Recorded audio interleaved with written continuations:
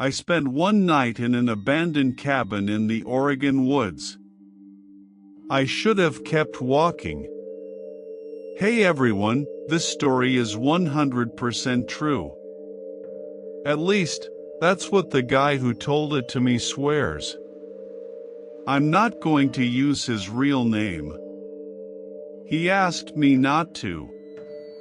But after what happened, I don't blame him. Last October I was backpacking solo in the Cascades, way off the main trails.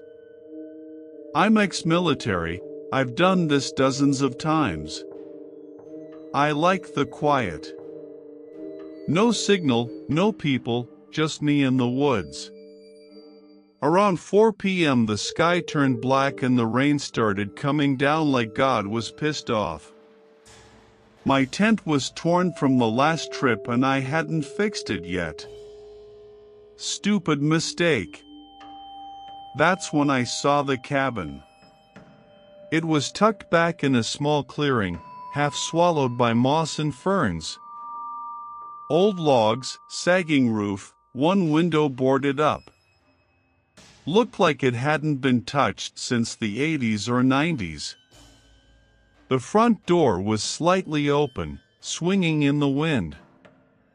I figured it was better than hypothermia. Inside smelled like wet wood and something faintly metallic. I swept my headlamp around. Old wooden table, 2 chairs, a rusted stove, and a single bed in the corner with a moldy mattress. On the table was a dusty kerosene lantern. I got it working. The warm light made the place feel almost livable. I dropped my pack, stripped off my wet clothes, and started drying them by the stove. That's when I noticed the notches. Every door frame, every windowsill, even the legs of the table had small horizontal cuts. Like someone was keeping count. Dozens of them. Hundreds maybe. I told myself it was just some old hunter marking days. But they were too many. Way too many for one winter. I cooked some ramen on my little burner and tried to sleep. The rain hammered the roof. Around 1 a.m. I woke up to a different sound. Scratching.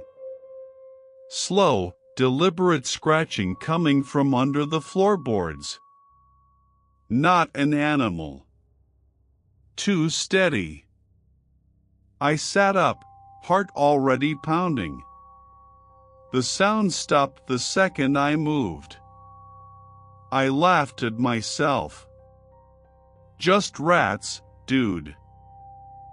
But then the lantern flickered even though there was no draft.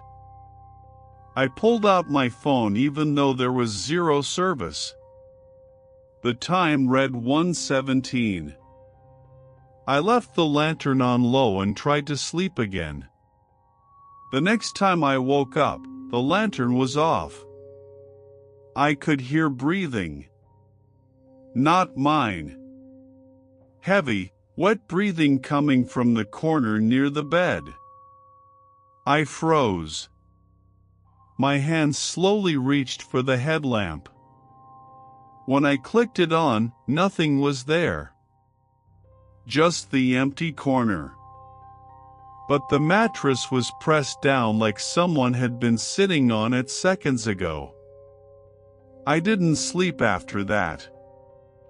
I sat against the wall with my knife out, watching the room. At 3:33 a.m. the scratching started again, louder. This time it was inside the wall right behind my head. Then it moved. It circled the entire cabin, scratching at every wall, every board, like it was mapping the place. Or marking me. I whispered, "Who's there?" The scratching stopped. Then a voice answered. Not loud. Just a dry whisper right on the other side of the log wall. "You're number 47. My blood went cold. I grabbed my pack and ran for the door. The second I touched the handle, the door slammed shut by itself. I swear on my life it did. The lantern on the table suddenly blazed bright even though I hadn't touched it. That's when I saw them. Hundreds of tiny carved names on the walls. They were everywhere, low near the floor, hidden under dust and grime. Names with dates. The last one was from 3 months ago. Michael T., October 12, 2025. Right under it, fresh notches. 46 of them. I was 47. I kicked the door open and ran into the rain. Branches tore at my face. I didn't care. I ran until my lungs burned. I didn't stop until I hit the main trail at sunrise.